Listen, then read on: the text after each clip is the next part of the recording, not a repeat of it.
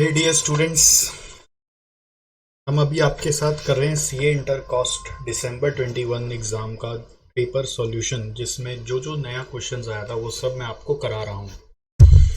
It is vital to understand this new questions because क्या होता है एग्ज़ाम में, हर एग्ज़ाम में, आने वाले एग्ज़ाम में पिछले 3 से 4 टर्म का पेपर बहुत कुछ घूम घुमा के आ जाता है और आइडिया लगता है कि किस तरह के क्वेश्चंस एग्ज़ाम में आते हैं। So it's very important that you solve this if you are going to appear in the forthcoming exam.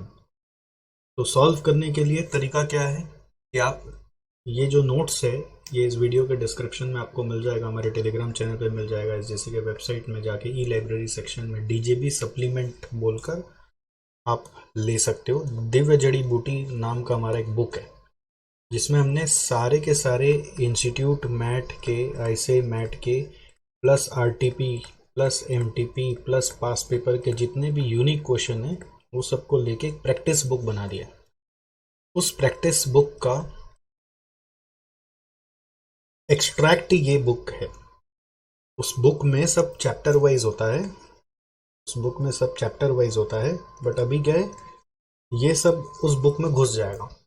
तो जो बच्चे हो सकता है पुराना एडिशन से उस बुक का पढ़ रहे हैं फॉर एग्जांपल, तो उनको हम लोग सप्लीमेंट प्रोवाइड करते हैं। सप्लीमेंट कहाँ मिलता है? वो एसजेसी वेबसाइट में जाओगे ना, ई लाइब्रेरी में सर्च करोगे डीजेबी सप्लीमेंट तो मिल जाएगा, ठीक है। और बाकी आप ये वीडियो का डिस्क्रिप्शन में यूट्यूब से भी ले सकते हो, और ये सप्लीमेंट्स हम लोग के टेलीग्राम चैनल पे भी आपको मिल जाते हैं। तो आइए अभी हम लोग सॉल्व करेंगे। तो आपको क्या करना है, अभी फॉर द टाइम बिंग एक बार एक पेपर ले लीजिए, एक कॉपी ले लीजिए और कैलकुलेटर ले लीजिए और मेरे साथ पार्टिसिपेट करिए। हो सके तो क्वेश्चन 1 जैसे एम्प्लॉय कॉस्ट का क्वेश्चन है, ठीक है। ये एम्प्लॉय कॉस्ट का क्वेश्चन को हो सके तो वीडियो को रोक के पॉज करके अपने से अटेम्प्ट करिए, ठीक है। हो सके तो अपने से अटेम्प्ट करिए और फिर मेरे साथ चेक करिए, दैट्स द बेस्ट अप्रोच। और नहीं तो मेरे साथ साथ चलिए। और सेकंड नंबर क्या है कि जब मैं कुछ पूछूं तो कैलकुलेशन करके बता दीजिएगा, कैलकुलेटर अपने पास रखिए। तो this is the approach of attempting these.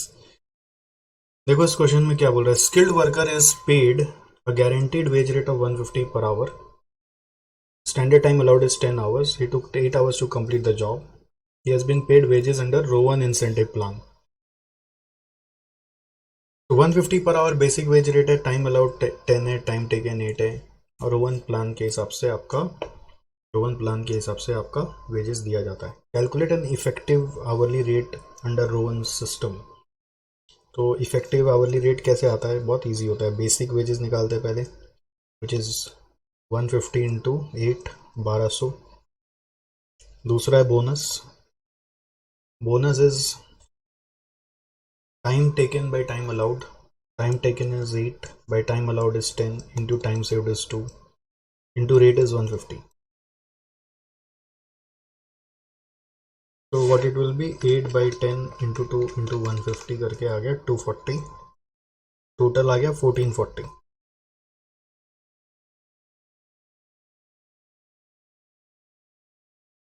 Okay, सो इससे आवरली रेट निकालना है। Hourly rate, effective hourly rate 1440 divided by 8, 180 आ रहा आंसर। सेकेंड सवाल क्या है, calculate the time in which he should complete the job if the worker is placed under Halsey scheme and he wants to maintain the same effective hourly rate of earnings। Scheme change हो गया, hourly rate same रख के बोल रहा है कितना देर में काम कंप्लीट करना चाहिए। तो दैट मीन्स बैक कैलकुलेशन करके आपको आवर्स वर्क निकालना है। तो पार्ट 2 के लिए उल्टा जाना पड़ेगा, इफेक्टिव आवरली रेट बोल रहा है सेम रखो, यानी कि 180 रखो। प्लान चेंज कर दो, बोल रहा है हाल से 50% में चले जाओ। तो हाल से 50% में ये इफेक्टिव आवरली रेट कैसे आएगा, बेसिक आएगा। हाल से स्कीम के हिसाब से जाएंगे तो बेसिक आएगा 150 इंटू 8 सेम। हाँ, बेसिक में कोई चेंजेस नहीं होता। देखो 150 इंटू 8 मत करना, रेट सेम रहेगा। आवर्स आपको बैक कैलकुलेशन से निकालना है ना, तो इस आवर्स को हम लोग एक्स मान लेते हैं, टाइम टेकन को एक बार एक्स मान ले रहे हैं कि नया आवर्स निकालना है, तो 150 इंटू एक्स, तो 150 एक्स आ गया। फिर है bonus.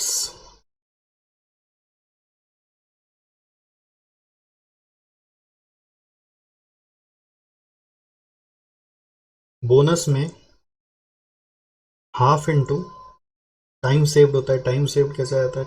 Time allowed is 10 minus time taken is x, half into time allowed is 10, time taken नया निकालना है इसलिए उसको एक्स माना है, इंटू रेट पर आर इज 150।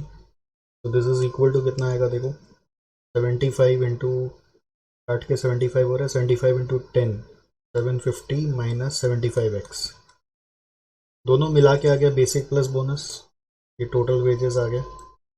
दोनों को ऐड कर दिया जाए अगर, तो ये आ रहा है 750 प्लस 75x। अगर आप देखो ऐड करोगे ना 150x और माइनस 75x करने से 750 प्लस 75x आ गया। फिर इफेक्टिव आवरली रेट क्या होगा? This total divided by hours worked by x, and according to condition the answer of this is 180 because they want to maintain the same hourly rate. So according to condition you can say 750 plus 75x by x is equal to 180. So let's solve this.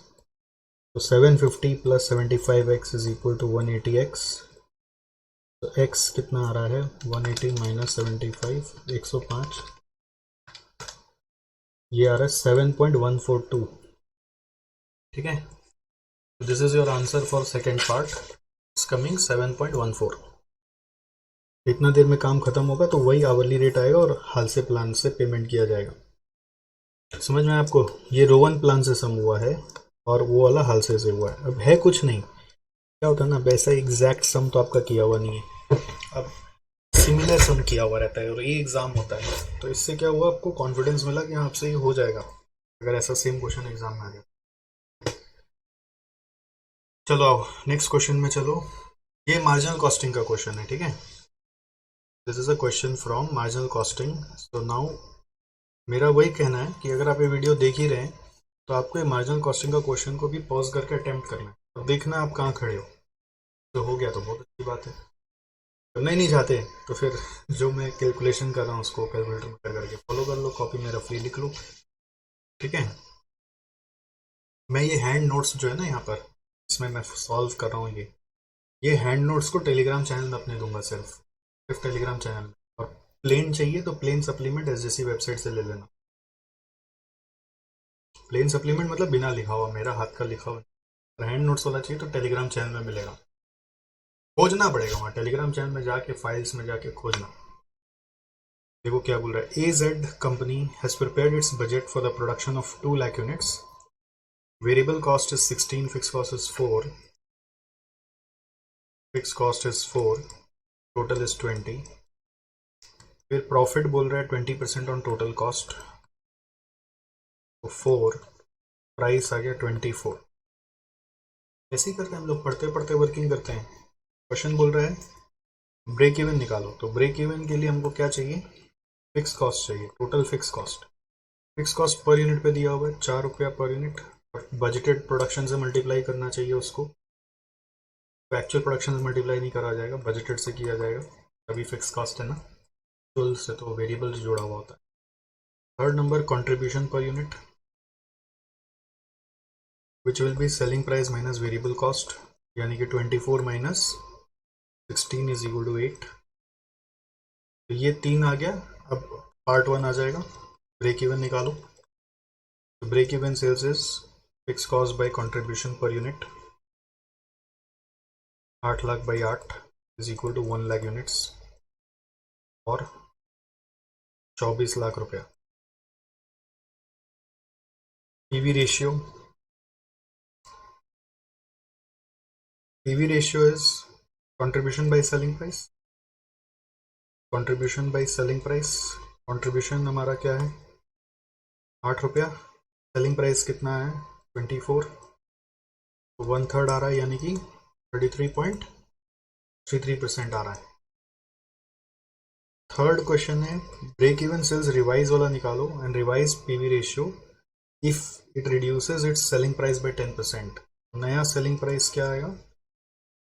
10% कम। तो पहले था 24, उसका 90% आ रहा है 21.6, less variable cost per unit 16, तो ये आ रहा है 5.6। वेरिएबल कॉस्ट चेंज नहीं होता, ध्यान रखना। सेलिंग प्राइस घट गया तो वेरिएबल कॉस्ट कैसे घट जाएगा? टोटल फिक्स कॉस्ट सेम ही है, उसमें कोई चेंज नहीं है। Break even sales 8 lakh by 5.6, 142,857, ठीक है। 142,857 यूनिट्स बोल रहा है इन रुपीस बताओ, तो इंटू सेलिंग प्राइस कर देंगे अगर, इंटू 21.6 कर देंगे अगर, तो ये रुपीस में आ रहा है 30,85,711। रिवाइज्ड BES आ गया। रिवाइज्ड पीवी रेशियो निकालना है। रिवाइज्ड पीवी रेशियो कैसे आएगा? 5.6 बाई 21.6, 5.6 बाई 21.6 करके 25.93 हुआ। फिर what would be the revised sales in quantity and the amount if a company desires a profit increase of 20% more than the budget profit and selling price is reduced by 10% as above in point 3। बोल रहे नया profit बताओ। नया profit है 20% budget से ज्यादा, तो budget profit 4 रुपए करके इंटू 2 लाख करेंगे तो 8 लाख, तो 8 लाख से 20% बढ़ा दीजिए। सेलिंग प्राइस बोल रहा है 10% घटाया वाला लो। उस प्रॉफिट को अचीव करने के लिए कितना सेल्स क्वांटिटी हम लोगों को सेल करना पड़ेगा, ठीक है। पार्ट 4 में पहले जो टारगेट बोल रहा है वो ले लो। बजट प्रॉफिट कितना चाहिए हम लोग को?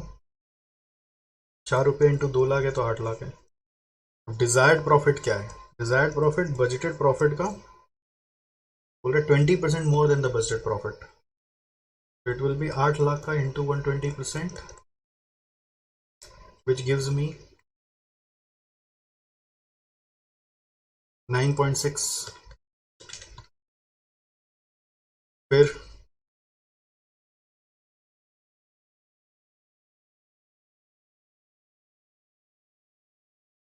सेलिंग प्राइस में बोल रहा रिवाइज वाला लो 21.6। वेरिएबल कॉस्ट पर यूनिट क्या रहेगा भाई? 16। कंट्रीब्यूशन 5.6 आएगा, ठीक है। तो नाउ क्वेश्चन बोले नया यूनिट्स टू बी सोल्ड निकालो। यूनिट्स टू बी सोल्ड निकालने का तरीका आप लोगों को सिखाया हुआ है। It should be fix cost plus desired profit divided by contribution per unit. Fix cost तो सेम ही 8 लाख, डिजायर्ड प्रॉफिट चाहिए आपको 960, कंट्रीब्यूशन पर यूनिट है 5.6, तो कितना आ रहा है?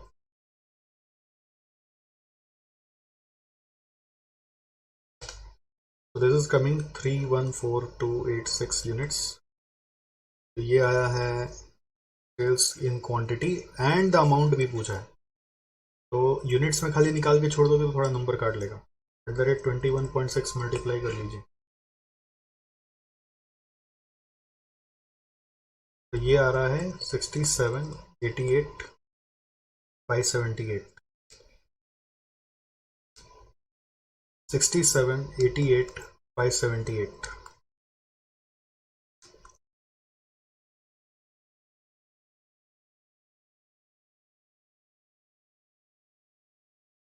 प्रॉब्लम क्या होता है जब ये सब सम करते हो आप ये सब छोटा छोटा चीज पे ध्यान नहीं देते कि क्वांटिटी भी पूछा है अमाउंट भी पूछा है।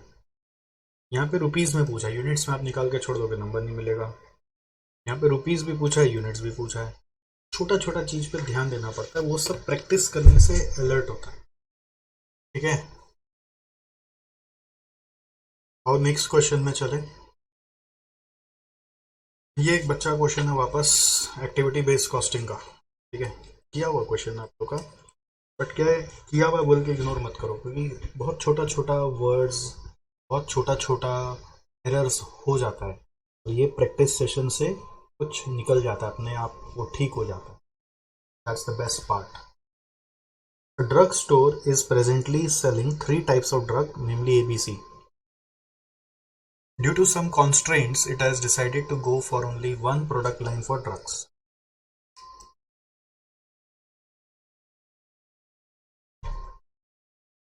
It has provided the following data for the year 2021 for each product line. Product line मतलब 3 प्रोडक्ट है और सोच रहे हैं कि हम लोग है ना कुछ दिक्कत आ रहा है कि हम लोग 3 चीज पे काम नहीं करके अब एक ही चीज पे काम करेंगे। कौन सा चीज होगा वो सोचेंगे। रेवेन्यूज दिया है, सीओजीएस दिया है, उसके अलावा number of purchase order placed, number of deliveries, hours of shelf stocking time, units sold, फिर additional information also provided. Drug license fee 5 lakh है जो बोल रहे हैं इस रेशियो में बांट देना। ऑर्डरिंग का बोल रहे हैं प्लेसिंग ऑफ ऑर्डर्स और परचेजेज है तो 2000 ऑर्डर आया था। डिलीवरी का इतना रुपये है, 2800 डिलीवरी है। शेल्फ स्टॉकिंग का इतना रुपये, इतना आवर्स ऑफ शेल्फ स्टॉकिंग हुआ। कस्टमर सपोर्ट का इतना रुपया है और इतना यूनिट सोल्ड पे उसको एलोकेट करना है। कैलकुलेट करना operating income and operating income as a percentage of revenue of each product line if all support cost other than COGS ये सारा सपोर्ट कॉस्ट है। टोटल भी आप कर सकते हो। Are allocated in the ratio of COGS बोल रहा है एक केस में मान लो ये सारा सपोर्ट कॉस्ट सीओजीएस का रेशियो में बांट दिया गया तीनों में। दूसरा केस में बोल रहे हैं all support cost other than COGS are allocated using activity based costing system. Activity based costing system मतलब एक्टिविटी वाइज 5 एक्टिविटी है उसका बेसिस आपको बताया हुआ उसके हिसाब से पांचों में बढ़ जाएगा। फिर बोल रहे give your opinion about choosing the product line on the basis of operating income as a percentage of revenue of each product line under both the situation as above. बोल रहे दोनों सिचुएशन में आप अपना सजेशन दो based on percentage कौन सा आप चूज करोगे। तो है बहुत आसान। करना क्या है, पहले इसका टोटल ले लो 5 लाख, 8 30, 18 20, 30 40 और 28 20 सब मिला के कितना आ रहा है 92,10,000 आ रहा है।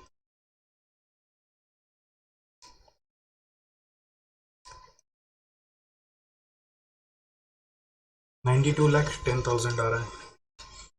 तो अब इस 5 लाख को रेशियो में बांटेंगे 235 का रेशियो में। तो 5 लाख इंटू 2/10 करेंगे तो 1 लाख से तीनों में बढ़ जाएगा। ठीक है 235 का रेशियो में वो एक्टिविटी बेस्ड कॉस्टिंग में बढ़ेगा। ठीक है फिर 830 को 2000 परचेज ऑर्डर है तो रेट निकाल सकते हो आप। 830 डिवाइड बाय 2000 करके रेट आ रहा है 415 रुपया पर ऑर्डर। 18-20 में रेट निकाल दो डिवाइड बाय 2800 करके 650 रुपया पर डिलीवरी। 32-40 में 4500 से डिवाइड करेंगे तो 720 रुपया और यहाँ पे 28-20 डिवाइडेड बाय 470 करेंगे तो 6 रुपया।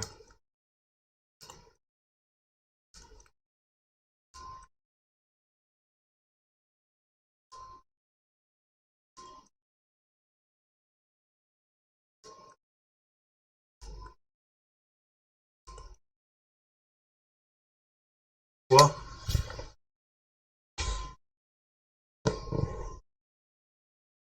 सो इसके रेट्स के बेसिस पर ये रेट्स के बेसिस पर आप अपना कॉस्ट को डिस्ट्रीब्यूट कर दीजिए। जैसे पार्ट ए में क्या करना है, रेवेन्यू ए बी सी का कॉपी करना है, सीओजीएस कॉपी करना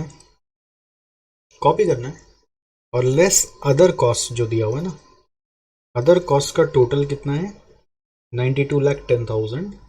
इस 92,10,000 को मान लीजिए हम इसका टोटल कॉलम भी बना देते हैं।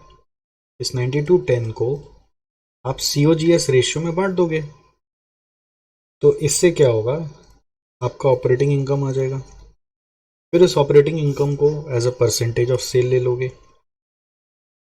टिक टिक टिक ठीक है और उसमें से कौन सा बेस्ट है आप चूज कर लोगे, जिसका हाईएस्ट है वो बेस्ट है। ये पार्ट 1। अब पार्ट 2 में क्या होना है, रेवेन्यू सीओजीएस में कोई चेंज ही नहीं है। रेवेन्यू और सीओजीएस में कोई चेंज ही नहीं है। ठीक है लेस अदर कॉस्ट में बस आपको एक्टिविटी वाइज जाना है। जैसे पहला ड्रग लाइसेंस, तो लाइसेंस का कॉस्ट कैसे बोल रहे हैं 235 का रेशियो में। तो 5 लाख का 2/10 1 लाख, 5 लाख इंटू 3/10 1.5 लाख और 2.5 लाख ये आ गया। ड्रग लाइसेंस के बाद ऑर्डरिंग ऑर्डरिंग के लिए रेट पर ऑर्डर निकाल चुके हैं अपने, विच इज रेट पर ऑर्डर क्या है 415।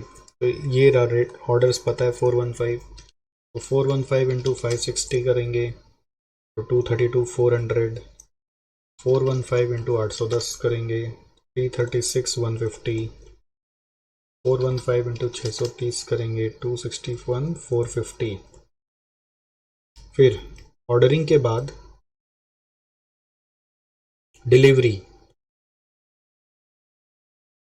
डिलीवरी में रेट है 650 करके, तो 650 इंटू 950 करेंगे 617 500, 650 इंटू 1000 करेंगे तो ये आ रहा है 6 लाख, 650 इंटू 850 करेंगे 552 500।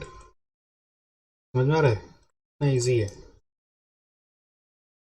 फिर ये 720 रुपया करके शेल्फ स्टॉकिंग, ये 720 करके इंटू 720 करते चलो तो 900 इंटू 720। अब ये सब आपको अपने से करना है। अगर अभी भी समझ में आ चुका है तो अपने आप पूरा करो ना भाई साहब। 1250 इंटू 720 9 लाख, 2350 इंटू 720 1692। ठीक है, तो ये आ गया आपका ऑपरेटिंग इनकम। फिर इसको परसेंटेज ऑफ सेल्स में ले जाएंगे, ऑपरेटिंग इनकम परसेंटेज, तो ये परसेंटेज आ जाएगा।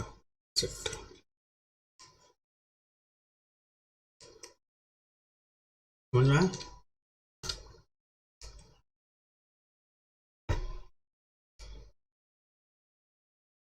ऑपरेटिंग इनकम आ गया, ऑपरेटिंग इनकम परसेंटेज आ गया। अब इसमें से कौन सा बेस्ट है उसको चुन लो। तो अब मैं इसको फिलअप नहीं कर रहा हूँ, ठीक है, because I am finding it really very easy and I want you to fill up. Okay, so you take a pause and fill this up and then choose the best one. तो बहुत easy question है, एक बार आप नज़र से निकाल लो मेरे साथ अगर चाहो तो। ये देखो, रेवेन्यू सारा कॉपी, COGS कॉपी, और सपोर्ट कॉस्ट को वो 40% ऑफ COGS बना लिया, वो भी बना सकते हो। 9210 को आप इस टोटल से अगर डिवाइड कर दोगे तो ग्रेट आ जाएगा, या फिर रेशियो में बांट दो, एक ही बात है। और फिर total cost, operating income percent, इसमें से बेस्ट कौन सा दिख रहा है, ये दिख रहा है। फिर एक्टिविटी वाइज में गया तो बांटा, और बेस्ट कौन सा दिख रहा है, ये दिख रहा है, सॉरी ये वाला दिख रहा है। तो कंपैरिजन करके क्या समझ में आ रहा है कि इसके हिसाब से ड्रग ए, इसके हिसाब से ड्रग सी। तो ज़्यादा एक्यूरेट कौन सा है, ज़्यादा एक्यूरेट आपका एक्टिविटी बेस्ड कॉस्टिंग का रिजल्ट होता है कि वो एक्टिविटी वाइज कॉस्ट को डिस्ट्रीब्यूट किया है, तो एक्यूरेसी के हिसाब से activity based costing system follow करना है। अब जो मैकेनिकल कैलकुलेशंस है, आप बोलेंगे ये हो जाएगा हो जाएगा हो जाएगा, अरे नहीं होता है, एग्जाम में इसी में सिले मिस्टेक होता है बच्चों से। तो पूरा पूरा सम करने का हैबिट डालो अपने आप, पूरा सम को लिख के करो, वैल्यूज पुट करो, देखो आंसर आता है कि नहीं। पता चलता है एग्जाम में सारा कंसेप्ट आता है और सम करने जाते हैं उसमें सिले मिस्टेक हो जाता है। तो don't take it for granted, you have to practice. अगर आप यहाँ तक पहुँच गए तो प्रैक्टिस करने में क्या आपत्ति है, बस कंप्लीट करना है आपको। ये नहीं कि हो जाएगा हो जाएगा, मैंने छोड़ दिया तो आप भी छोड़ देंगे, ये गलत अप्रोच है। ओके, नेक्स्ट आइए, नेक्स्ट क्वेश्चन है कॉन्ट्रैक्ट कॉस्टिंग से।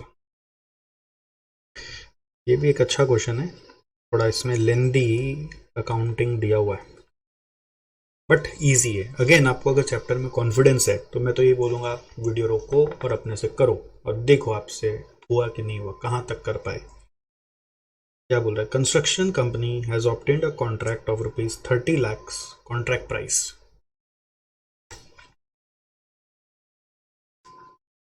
कंस्ट्रक्शन कंपनी ने कॉन्ट्रैक्ट प्राइस 30 लाख का एक कॉन्ट्रैक्ट जीता है। The following details are available in respect of this contract for the year ended 31 March. Material purchase 2 lakh, material issued from stores मतलब आया है, वेजेस पेड, पेड वर्ड पे ध्यान दिया करो, जब भी पेड देते हैं ना तो आउटस्टैंडिंग प्रीपेड का झमेला आता है। Supervisor, drawing, sundry, electricity, plant hire expenses, फिर पेड लिखा है। फिर सब contract cost, material return to stores, return to suppliers, तो वो मटेरियल से माइनस भी कर सकते हैं या फिर आप क्रेडिट साइड में कॉन्ट्रैक्ट अकाउंट के डाल सकते हैं। फिर following balance relate to the contract for the year ended on 31 March 20 and 31 March 2021। तो यहाँ पे क्या हो रहा है, 31 मार्च 2021। तो ये ईयर है 31 मार्च 2021, जिसका हम लोग को पूरा डिटेल दिया हुआ है, बट यहाँ पे बोल रहा है 2020 और 2021 दोनों, दैट मीन्स ओपनिंग और क्लोजिंग दोनों डिटेल है। ओके, सो ओपनिंग बैलेंस और closing balance of work certified दिया है, मतलब ये कॉन्ट्रैक्ट कंटिन्यू हो रहा है पिछले साल से, तो ये आपका ओपनिंग बैलेंस बन जाएगा। फिर वर्क अनसर्टिफाइड का भी ओपनिंग बैलेंस है। फिर ये ओपनिंग मटेरियल एट साइट आ जाएगा। ओपनिंग आउटस्टैंडिंग दिया हुआ, ध्यान रखना, ओपनिंग आउटस्टैंडिंग हम लोग हमेशा लेस करते हैं। प्लांट हायर चार्जेस आउटस्टैंडिंग, ये भी लेस होता है। ये पेड पेड दिया था ना, उसी से समझ में आता है कि आउटस्टैंडिंग प्रीपेड का एडजस्टमेंट आ जाता है।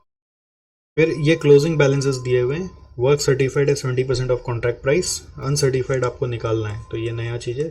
कैसे निकालना है सब सम्स ऑलरेडी आपको किया हुआ है। मटेरियल एट साइड का क्लोजिंग बैलेंस है, ये क्लोजिंग आउटस्टैंडिंग ऐड होता है, क्लोजिंग आउटस्टैंडिंग ऐड होता है।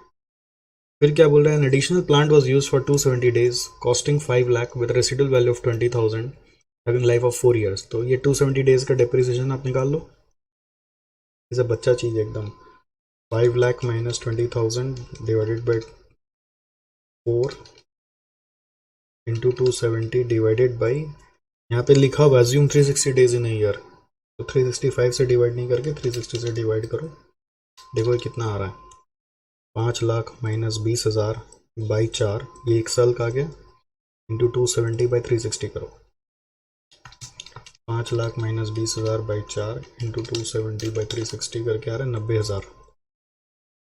फिर एक और चीज़ है, during the year material costing 40,000 was sold for ₹20,000। इसका क्या मतलब हुआ,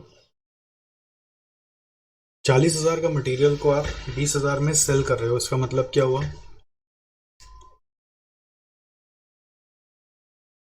आपका कॉस्ट 40,000 हट जाएगा, उसको आप 20,000 में बेचे अगर, तो 20,000 का जो डिफरेंस है वो आपका एबनॉर्मल लॉस है, जो आपके पीएल में डेबिट होगा। बट ये 40,000 रुपया आपके कॉस्ट से आपको सब्ट्रैक्ट करना है, तो क्रेडिट कर सकते हो या फिर आप अपने प्लांट पर मटेरियल परचेज से माइनस कर सकते हो। फिर सुपरवाइजर के लिए बोला है, has devoted 1/3 of his time to contract, तो सुपरवाइजर में इंटू 1/3 कर देंगे। फिर क्या बोला है, एज ऑन 31 मार्च 2021, इस ईयर का बात हो रहा है, 80% वॉज कम्प्लीटेड। ये लाइन बोलने का मतलब ये है, 80% कंप्लीट है, 70% सर्टिफाइड है, तो इसका मतलब आप बोल सकते हैं 10% अनसर्टिफाइड रह गया, जिसका कॉस्ट नहीं दिया हुआ वो आपको निकालना पड़ेगा। उसका कॉस्टिंग आपको सिखाया हुआ है, हम लोग का कॉन्ट्रैक्ट कॉस्टिंग का फर्स्ट क्वेश्चन वही वाला होता है। You require to prepare contract account and show the notional profit और लॉस एज ऑन 31 मार्च 2021। तो कॉन्ट्रैक्ट अकाउंट बनाने के लिए सारा खर्चा डेबिट करना है और ओपनिंग बैलेंस को पहले डाल देना है, दैट्स इट। और जो जो रिटर्न्स है उसको क्रेडिट भी कर सकते हो या डेबिट से माइनस कर सकते हो। चलो करो। अगेन मैं बार बार एक ही चीज बोल रहा हूँ कि you should do it by yourself first and then check. मेरे पीछे पीछे नहीं आओ, पॉज करो, हिम्मत बढ़ाओ, कुछ भी गंदा करो ना, क्या दिक्कत है, अभी एग्जाम थोड़ी ना जा रहे हो, ट्राई करो।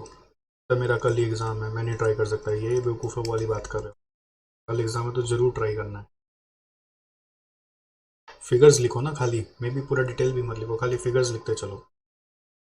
देखो ओपनिंग बैलेंस पहले सारा लिख देंगे, 2 WIP BD, work certified, work uncertified. Certified है 2.5 लाख, अनसर्टिफाइड है 10,000, 2.5 लाख 10,000 टू बाकी खर्चा मटेरियल पर, opening materials, opening material at site.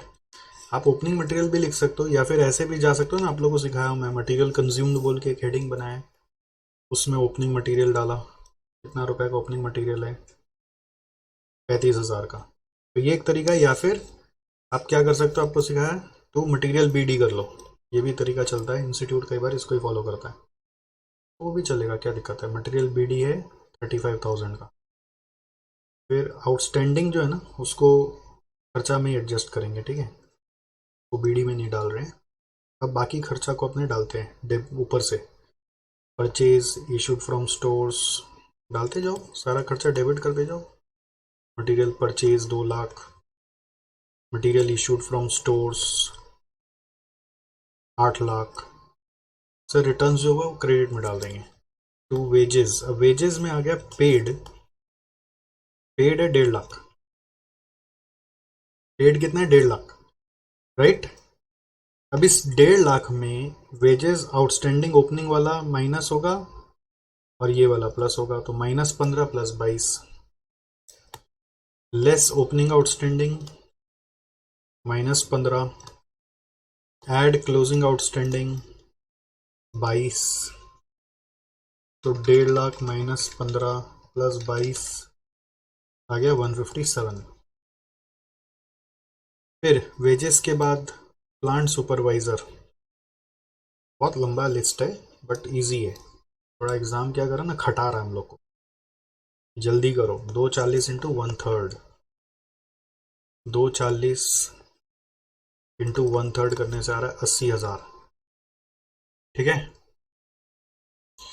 फिर सुपरवाइजर के बाद ड्राइंग्स 50,000, सन्ड्री 30,000, फटाफट लिखना पड़ेगा। ड्राइंग्स 50,000, सन्ड्री का 30,000। फिर क्या दिया हुआ है?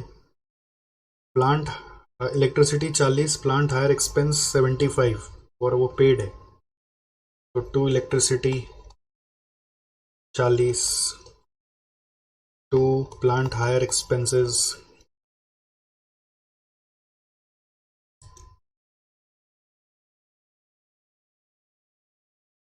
पेड है, पेड में आ रहा है 75,000।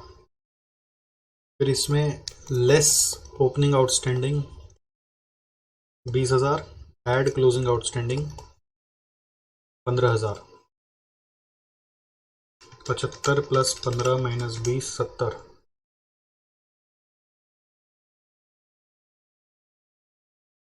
प्लांट हायर एक्सपेंसेस के बाद सब कॉन्ट्रैक्ट कॉस्ट 40,000। फिर क्या है? Return to stores 35, return to supplier 50, तो सब कॉन्ट्रैक्ट कॉस्ट डाल दो 40। मटेरियल रिटर्न टू स्टोर्स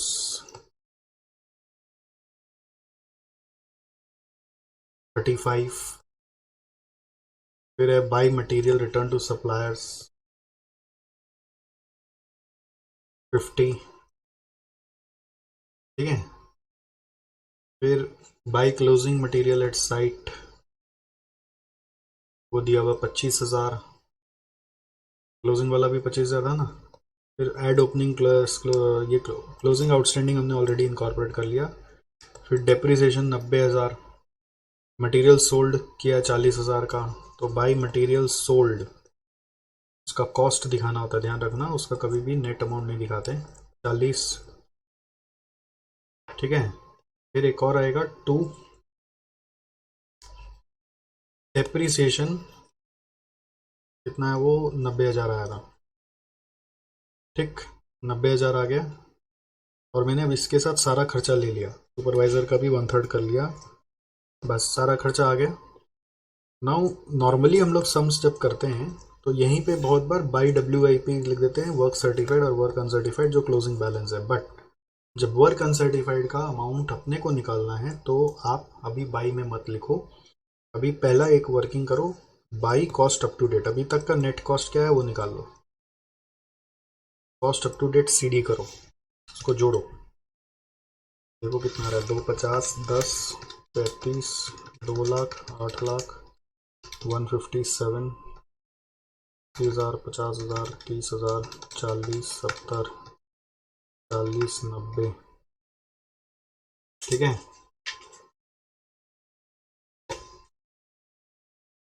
-35 -50, ये सब नेट करके आ रहा है 17,02,000। तो ये जो कॉस्ट अभी तक हम लोग का लग गया, this is the cost up to date, to cost up to date और 17,02,000, cost up to date BD 17,02,000, ठीक। This is the cost for 80% of the work, 80% of work का कॉस्ट है। So now what we have to do is we have to also take work certified and uncertified, that we do by WIP work certified, work uncertified. Certified is 70% of contract price 70%, contract price है 30 लाख का, उसका 70% आ रहा है 21 लाख, और work uncertified है 21 लाख। अब ये amount नहीं मालूम है, ठीक है, ये अमाउंट कैसे आएगा इसके ऊपर सोचो। 17,02,000 80% ऑफ द वर्क है, ठीक है।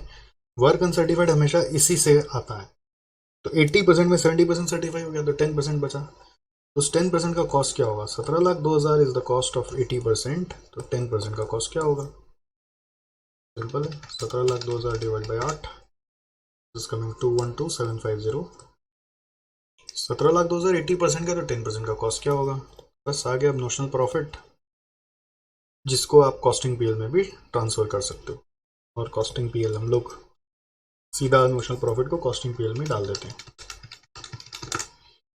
610,750 आ रहा है, हो गया, सम is over.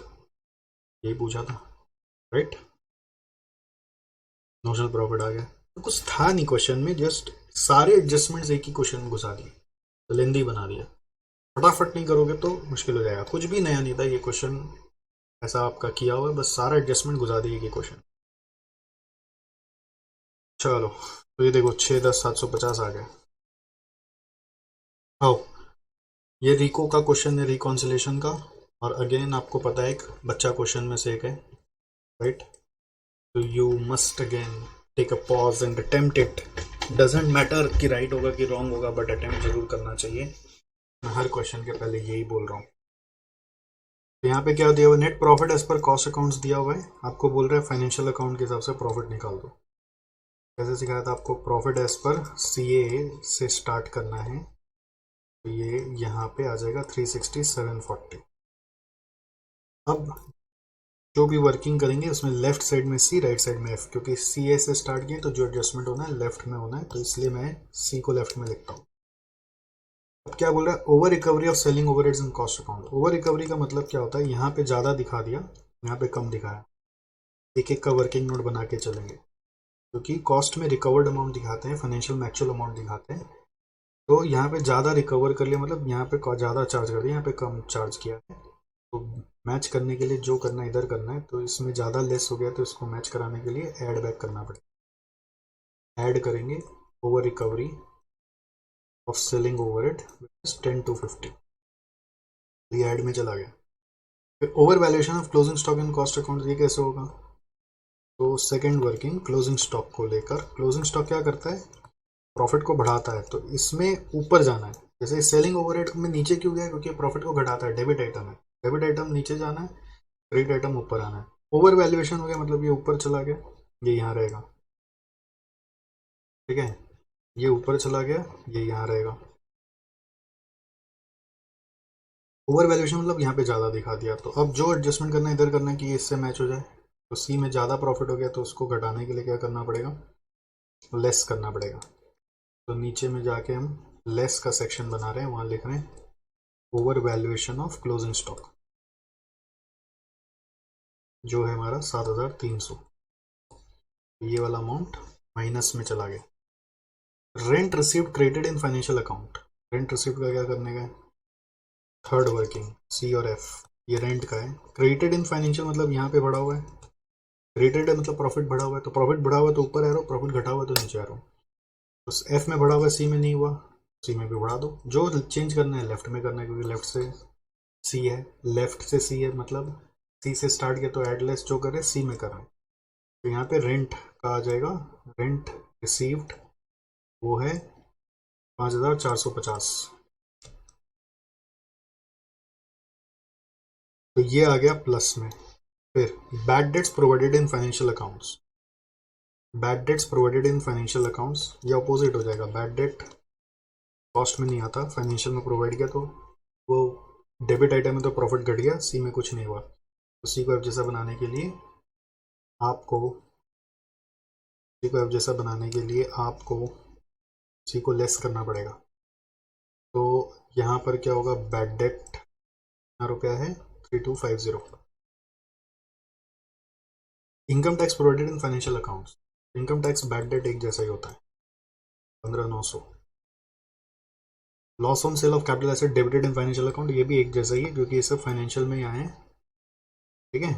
Loss on sale of asset ये सब फाइनेंशियल में ही आए, कॉस्ट में नहीं आए, तो ये आ रहा है 5800।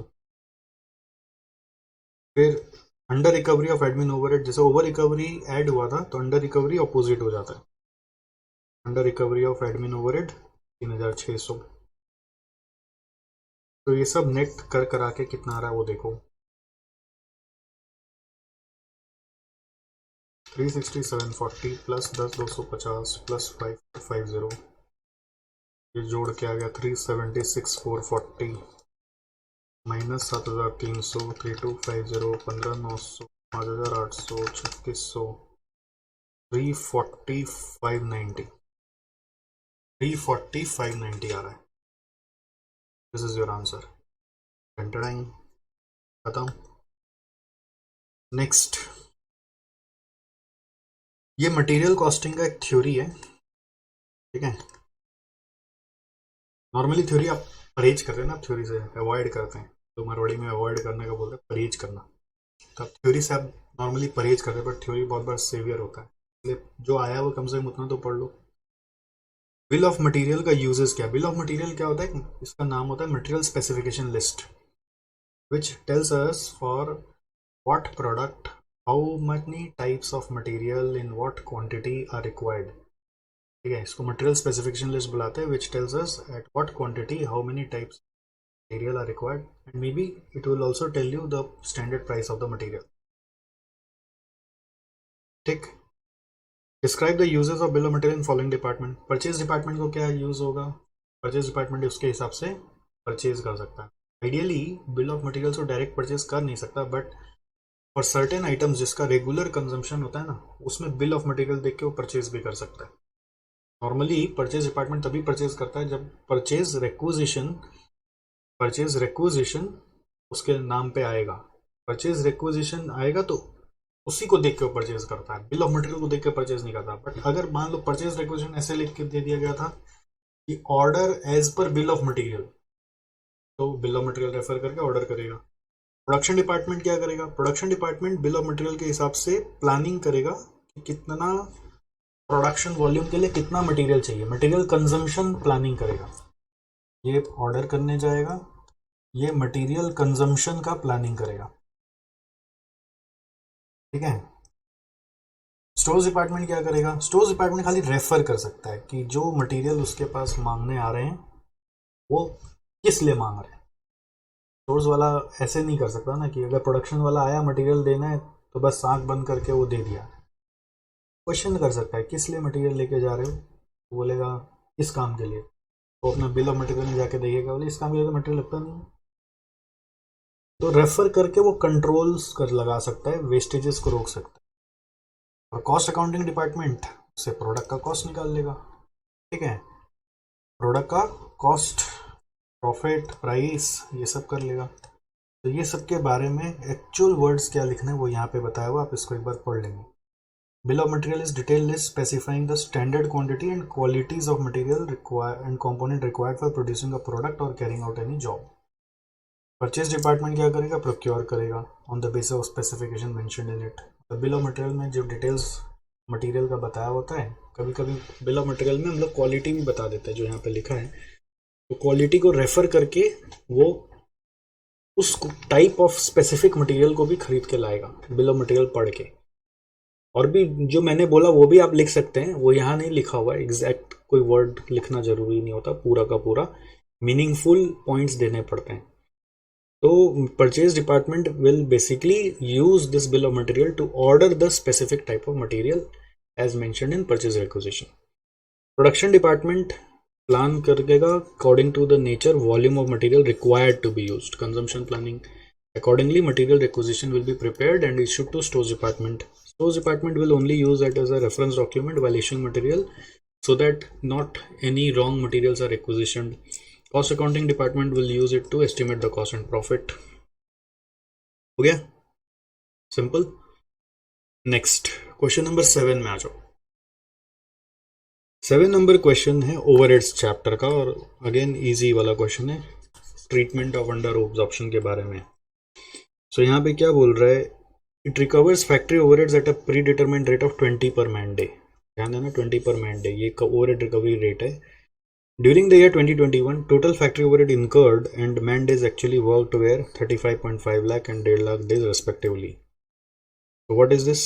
This is total factory overhead actual में, and what is this? This is actual man days worked। इससे हमको क्या पता चलता है? इससे हमको पता चल सकता है ओवरहेड एब्जॉर्ब कितना हुआ होगा हम लोग का। वो होता है overhead absorption rate which is 20 into actual basis which is 1.5 lakh, तो दिस इज कमिंग 30 lakhs। फिर एक्चुअल ओवरहेड्स हमारा कितना हो गया 35.5 लाख। अब क्या बोल रहा है, out of the amount of 35.5 rupees 2 lakh were in respect of wages for the strike period, less strike period wages which is 1 lakh and was in respect of expenses of previous year booked in this current year। क्या बोल रहा है, it was in respect of, बोल रहे रुको गड़बड़ पढ़ लिया मैंने, बोल रहे 2 lakh were in respect of wages, तो 2 lakh were in respect of wages for strike period, तो 2 लाख हट गया। हटा क्यों रहे, क्योंकि ये सब एबनॉर्मल पेमेंट्स जो होते हैं ना वो अपने हटा देते हैं, नियम के हिसाब से जो एबनॉर्मल पेमेंट्स होते हैं वो अपने हटा देते हैं। ठीक है, एबनॉर्मल पेमेंट जितने भी हुए हुए होते हैं वो इसमें से हटा देना है। स्ट्राइक वेजेस जो होते हैं वो एबनॉर्मल होते हैं, स्ट्राइक हर समय नहीं होता। सेकेंड बोल रहा है rupees 1 lakh was in respect of expenses of previous year booked in this current year, तो प्रीवियस ईयर का एक्सपेंस है वो भी हटा दो 1 लाख रुपया, क्योंकि वो हम लोग का इस बार का खर्चा ही नहीं है। और कुछ नहीं बोल रहा, बोल रहा during the period 50,000 units were sold, at the end of the period 12,000 were held in stock, there was no opening stock.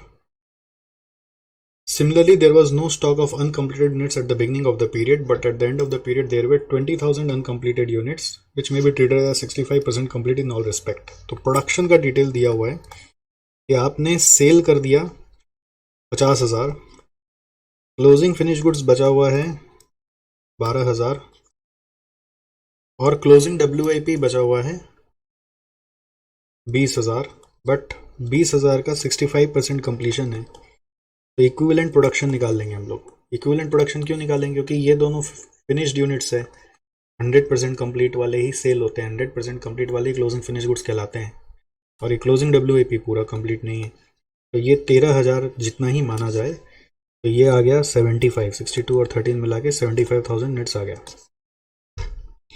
फिर क्या बोल रहा है, on investigation it was found that 40% of the unabsorbed overheads were due to factory inefficiency and the rest were attributable to increase in cost of indirect materials and indirect labour. जो factory की inefficiency होती है उसको भी abnormal loss माना जाएगा, और बाकी का बोल रहे हैं आपका नॉर्मल है। सो पहला सवाल है amount of unabsorbed overheads during the year 2021।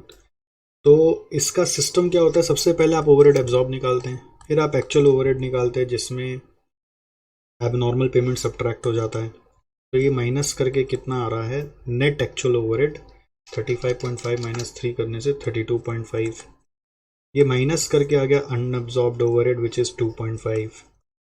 अब इसमें से लेस कर देंगे आप, इसमें से आप लेस कर देंगे इनएफिशिएंसी के कारण, इनएफिशिएंसी एट द रेट 40% है, तो 1 लाख, तो ये आ जाएगा 1.5 लाख, तो ये 1.5 लाख है unabsorb due to normal reasons, unabsorb due to normal reasons, unabsorb due to normal reasons. ठीक है, तो ये आ गया आपका 1.5 लाख। क्लियर है, unabsorb due to normal reasons आ गया 1.5 लाख। तो ये फर्स्ट पार्ट का आंसर है 1.5 लाख। फिर सेकेंड पार्ट बोल रहा है अकाउंटिंग ट्रीटमेंट बताओ एंड पास जर्नल एंट्री। तो अकाउंटिंग ट्रीटमेंट आपको सिखाया ना, मार दिया जाए, छोड़ दिया जाए या चुन चुन के मारा जाए, ये पूरा पार्ट 1 हो गया। पार्ट 2 में क्या बोल रहा है, अकाउंटिंग ट्रीटमेंट समझा दो। तो पहला ट्रीटमेंट होता है मार दिया जाए, मतलब कॉस्टिंग PL में ट्रांसफर कर दो पूरा 1.5 लाख रुपए। बोल रहा है पास करो जर्नल एंट्री, ये एक नया चीज हो गया ना, जर्नल एंट्री भी पास करने बोल दिया। तो क्या करने का है, PL में जाके costing PL to overhead control बोल दीजिए आप। कॉस्टिंग पीएल में लॉस दिखना चाहिए 1.5 लाख का। सेकंड ट्रीटमेंट होता है आप कैरी फॉरवर्ड करिए। कैरी फॉरवर्ड के लिए नॉर्मली कोई एंट्री नहीं होता, बट फिर भी however you can transfer it to overhead reserve account.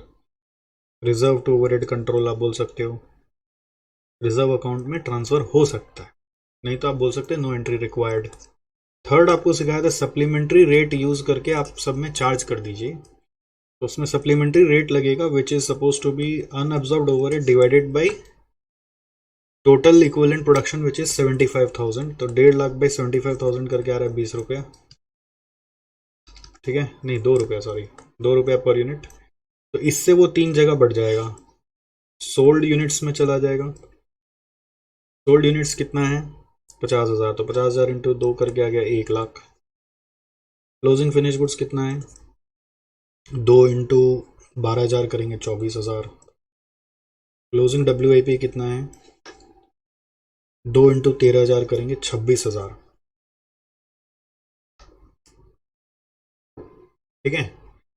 तो ये अमाउंट तीनों में डिस्ट्रीब्यूट हो गया। अब इसका जर्नल एंट्री दिखाना है, तो जो अमाउंट यूनिट सोल्ड में जाएगा वो कॉस्ट ऑफ सेल्स अकाउंट में डेबिट होगा 1 लाख। जो अमाउंट क्लोजिंग फिनिश गुड्स में जाता है वो फिनिश गुड्स कंट्रोल अकाउंट में डेबिट होता है। ये सब एंट्रीज आपको ना कंट्रोल अकाउंट चैप्टर में सीखने को मिलता है।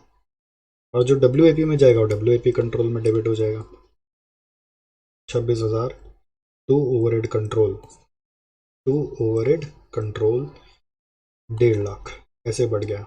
और जो अमाउंट ये एबनॉर्मल बोल के अपने 3 लाख हटाए हैं, एज वेल एज ये 1 लाख हटाए हैं, 4 लाख।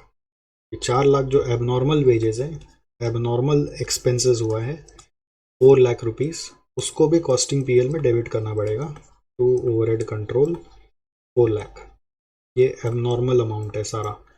4 लाख कहाँ से आया 211, समझे 211।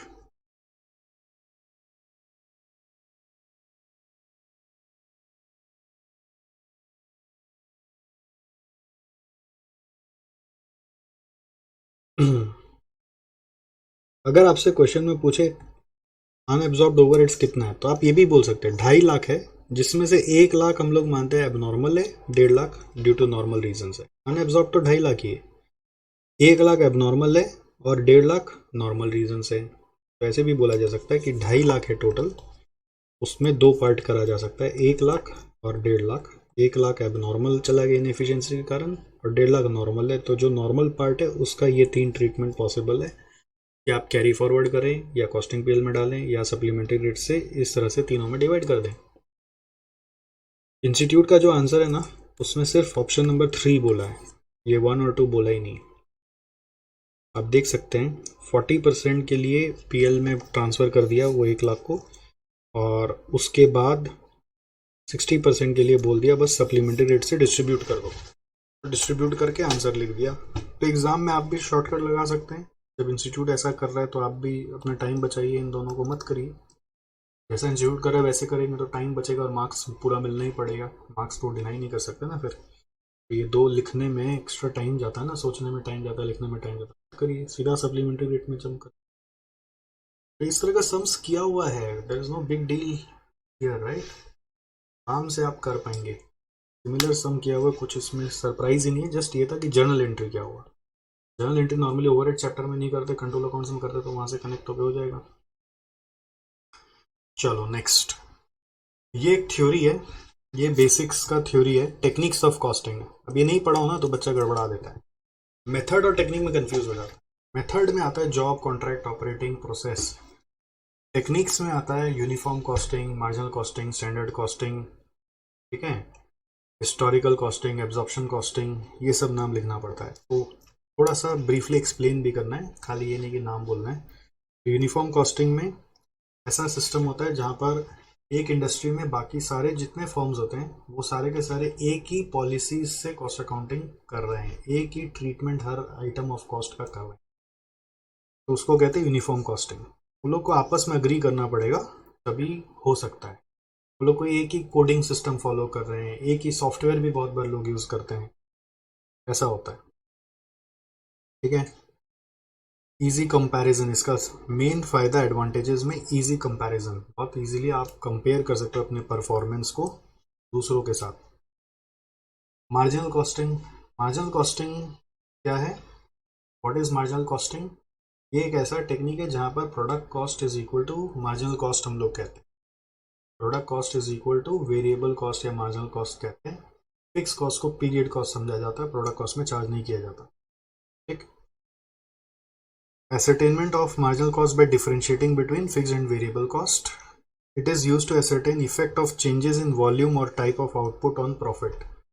इसको CVP एनालिसिस के लिए यूज करते हैं, तो ऐसे भी आप लिख सकते हैं कि it is used for checking the effect of changes in output on volume और कॉस्ट और प्रॉफिट, ऐसे आप बोल सकते हैं, या शॉर्ट में बोल सकते हो कि it is basically used for CVP analysis purposes. Standard costing, जहाँ पर स्टैंडर्ड कॉस्ट पहले असर्टेन किया जाता है based on predetermined rates, and then standard cost is compared with the actual cost, find out the variances. It helps in cost control. ठीक है, सबका एक एक बेनिफिट भी बताया हुआ है rather than just telling you what it is. तो standard cost predetermined basis पे पता लग जाता है, फिर बाद में उसको कंपेयर करते हैं एक्चुअल कॉस्ट से, जिससे कॉस्ट कंट्रोल हो पाता है। जहाँ कहाँ पे यूज होगा, जहाँ पे स्टैंडर्डाइज गुड्स होता है। आपको जितना याद आता है आप उतना लिख दीजिए, बहुत ज़्यादा टाइम नहीं जाना चाहिए, क्योंकि आपको 5 मार्क के लिए अटेम्प्ट करना है, बहुत ज़्यादा लंबा एग्जाम में नहीं लिखना है। अभी आप पढ़ने में थोड़ा सा ज़्यादा पढ़ लेंगे तो एग्जाम में जितना लिखना उतना ही लिख पाएंगे। हिस्टोरिकल कॉस्टिंग में कॉस्ट तभी कैलकुलेट करेंगे जब पूरा कॉस्ट का डिटेल्स आ जाएगा, इनकर हो जाएगा। डिटेल्स आ जाएगा मतलब इनकर हो जाएगा, रुपया लग गया, आप बस जोड़ लेंगे after they have been incurred. ठीक है, मतलब इसमें हम लोग पहले से कुछ भी एस्टिमेट नहीं करते हैं, लग जाएगा तो जोड़ के बता देंगे क्या कॉस्ट लगा। ठीक। एब्जॉर्प्शन कॉस्टिंग में क्या होता है, फिक्स कॉस्ट को अपने प्रोडक्ट कॉस्ट में इंक्लूड कर देते हैं। इससे क्या होता है, फिक्स कॉस्ट रिकवर नहीं हुआ, उसका टेंशन नहीं रहता। ओके, इसमें फिक्स कॉस्ट इंक्लूड हो जाता है।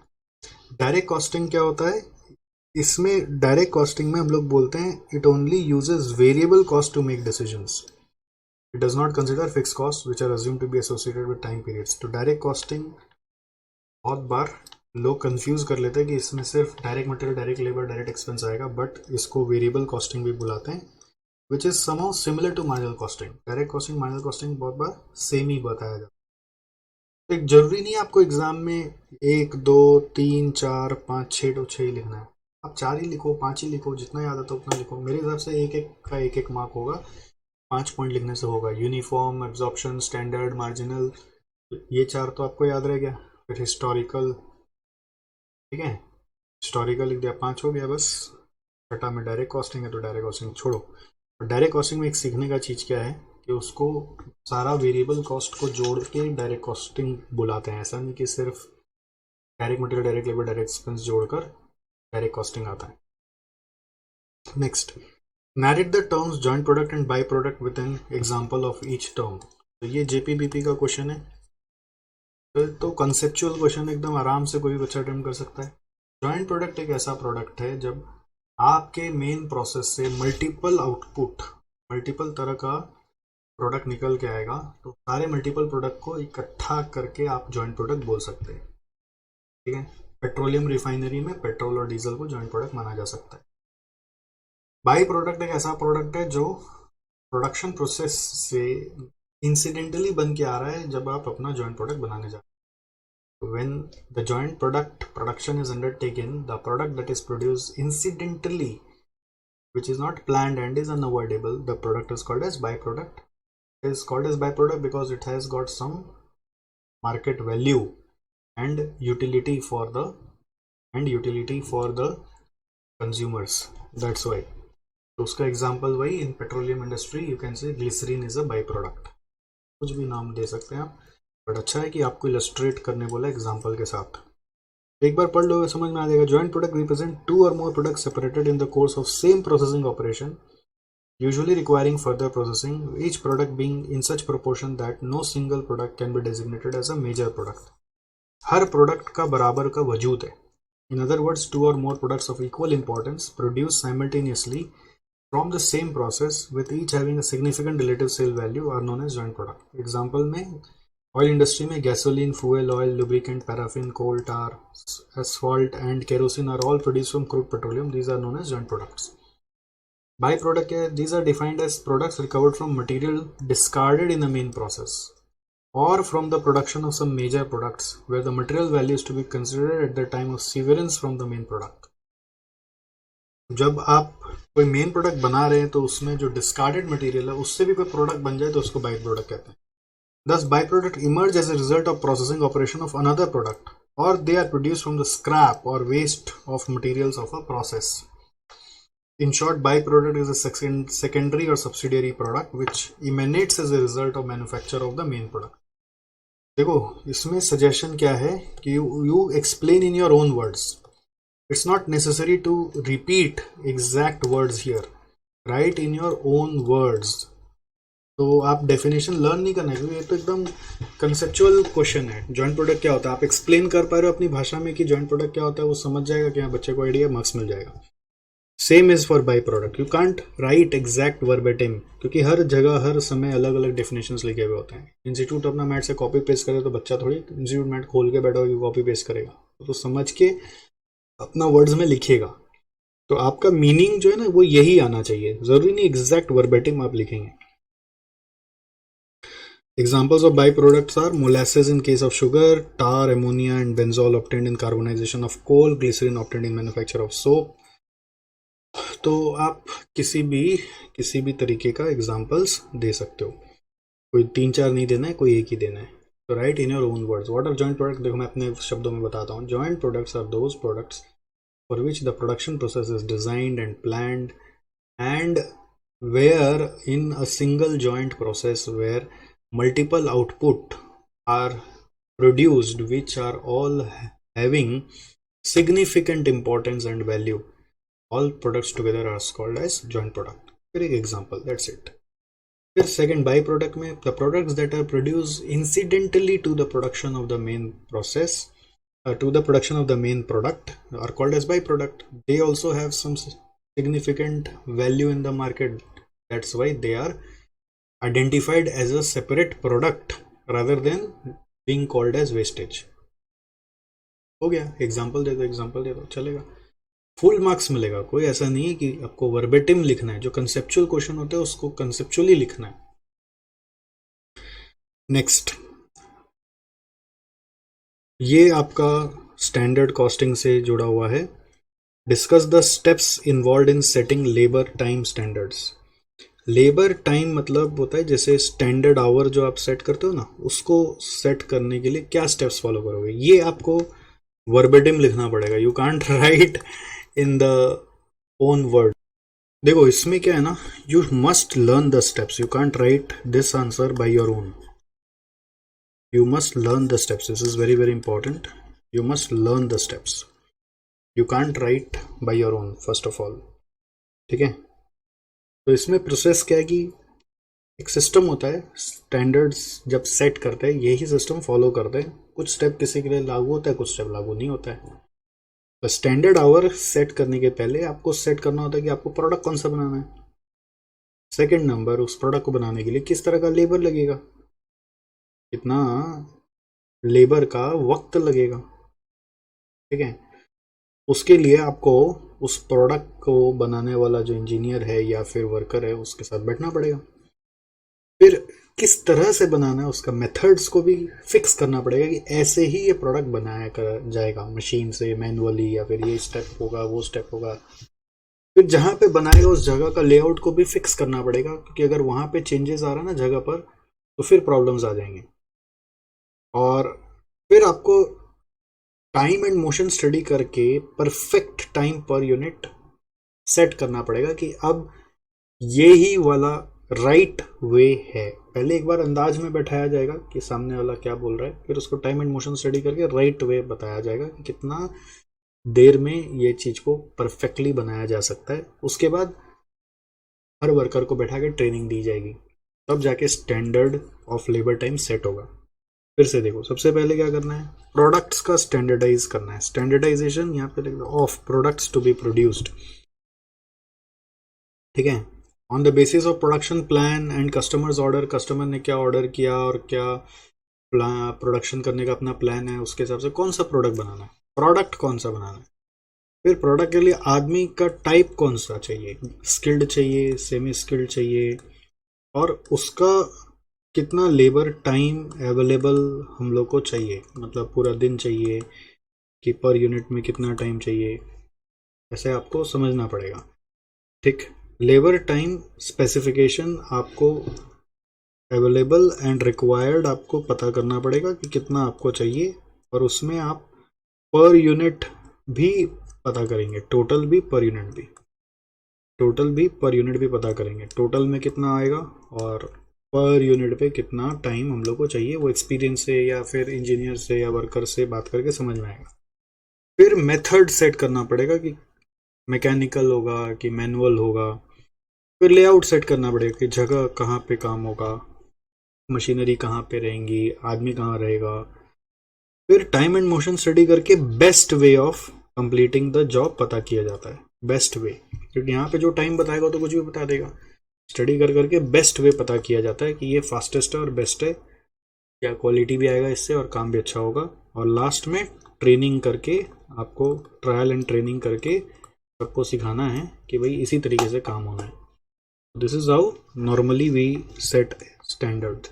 इसके ऊपर थ्योरी और भी है, इस तरह से आप मटेरियल का भी स्टैंडर्ड कैसे सेट करते हैं वो भी आप अपने इंस्टीट्यूट मेट में जाके पढ़ सकते हैं अगर इंटरेस्ट आया है तो। ओके, नेक्स्ट क्वेश्चन है बजटरी कंट्रोल के ऊपर। तो ये कॉमन क्वेश्चन है, तो पहले भी आया है बजटरी चैप्टर से, बजटरी कंट्रोल चैप्टर से। What is budgetary control system and discuss the components of the same. तो बजटरी कंट्रोल सिस्टम एक ऐसा सिस्टम होता है जहां पर आप अपना बजट परफॉर्मेंस सेट करते हैं, फिर एक्चुअल परफॉर्मेंस सेट एसरटेन करते हैं, फिर एक्चुअल को बजट से कंपेयर करते हैं to find out the variations and you analyse the variations to take necessary action so that the variations don't occur. It is a system of cost control, ये पूरा आप यहाँ पे बोल सकते हो। ठीक है, it is a system of management control and accounting in which all the operations are forecasted and planned in advance to the extent possible and the actual results are compared with the forecasted and planned result। मैंने तो और भी 2 step बता दिया कि उससे variance पता चलता है और उस वेरिएंस को फिर एनालाइज करके रेक्टिफाई भी करते हैं। कंपोनेंट्स भी बहुत कॉमन क्वेश्चन है, पहले भी बहुत बार आया हुआ है।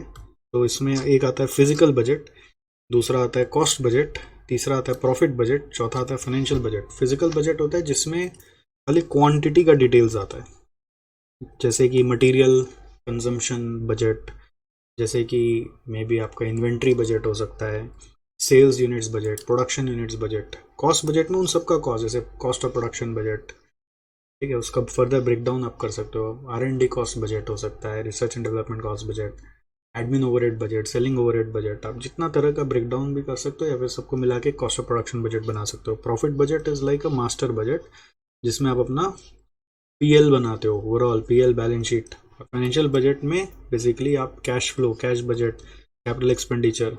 मास्टर बजट में PL आ गया अगर, तो फाइनेंशियल बजट में बैलेंस शीट यहाँ घुसा दो, PL यहाँ आ गया। ठीक है, तो ये 4 कंपोनेंट होते हैं आपके बजटरी कंट्रोल के। लर्न करने की चीज़ें, you can't create of your own, you can't create some answers of your own, you can't write components by your own.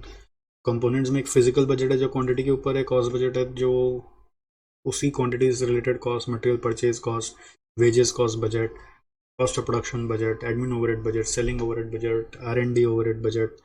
फिर आ गया प्रॉफिट बजट में PL, फिर आ गया फाइनेंशियल बजट में कैश फ्लो, कैपेक्स जो फाइनेंशियल से जुड़ा हुआ है, balance sheet. That's it. So these are all, this is it, this is your budgetary control system and I think theory practical के इस समागम से कुछ तो आपका वैल्यूडेशन हुआ होगा। जो भी वैल्यूडेशन हुआ मेरे को वीडियो के कमेंट में ज़रूर बताइएगा अगर आप यूट्यूब में देख रहे हो तो, ठीक है। और उद्देश्य यही है कि ये सब डिस्कशन के बहाने आपका प्रैक्टिस हो जाए, और जितना प्रैक्टिस होगा उतना आपका परफॉर्मेंस बेटर होगा। और अगली बार से ऐसा कोई वीडियो आप जब देख रहे हैं हमारे चैनल पर या क्लास में जो भी, तो मेक श्योर कि जब आपको मौका दे रहे सर कि प्रैक्टिस करो, तो पॉज करके प्रैक्टिस करो करो करो करो। थ्योरी आता है ना, तो पॉज करके ये सोचो कि अगर अपने आप लिखते तो हम क्या लिखते। हो सकता है कुछ भी क्लिक नहीं करेगा, कोई प्रॉब्लम नहीं है। तो उससे क्या होता है, माइंड फ्रेम ऐसा बन जाता है कि जो भी सर बताते हो जल्दी समझ आ जाता है और सीख जाते हो। तो कुछ भी क्लिक नहीं किया तो कुछ क्लिक किया तो करेक्शन हो जाता है कि कुछ उल्टा पुल्टा याद था, सही हो जाता है। ठीक है, तो कोशिश ऐसे करते रहने से और नेक्स्ट लेवल का प्रिपरेशन हो जाता है और एग्जाम का भी क्वेश्चन का लेवल का आइडिया हो जाता है। बट ओवरऑल प्रिपरेशन तभी आपका सही माना जाएगा जब आप पूरा 3 घंटा बैठ के एक टेस्ट लिखोगे, पूरा 3 घंटा बैठ के। ऐसे ये छुट्टा छुट्टा करने से उतना मजा नहीं आता जितना 3 घंटा बैठ के टेस्ट देने से, मतलब आप समझ लीजिए एक एनलाइटनमेंट होता है, एक दिव्य ज्ञान आपको मिलता है, जिसको आप फिर अपने अंदर लेकर एग्जाम में जाते हो ना, तो आपका पास होना निश्चिंत हो जाता है। तो नॉर्मली मैं बोलता हूँ पास्ट का 4 पेपर तो मिनिमम आपको बैठ के सॉल्व करना ही चाहिए 3-3 घंटा लगा के। ये सब तो तरीका जुगाड़ तरीका करेंगे, तो जुगाड़ की प्रॉपर 3 घंटा बैठ के करेंगे तो समझ में आएगा कि क्या गलत जा रहा है, क्या तरीका गड़बड़। चलो इसमें नहीं तो अगला में सुधर के पूरा 3 घंटा बैठ के सॉल्व करो। ऑलराइट, ऑल द बेस्ट, फिर मिलते हैं, बाय बाय।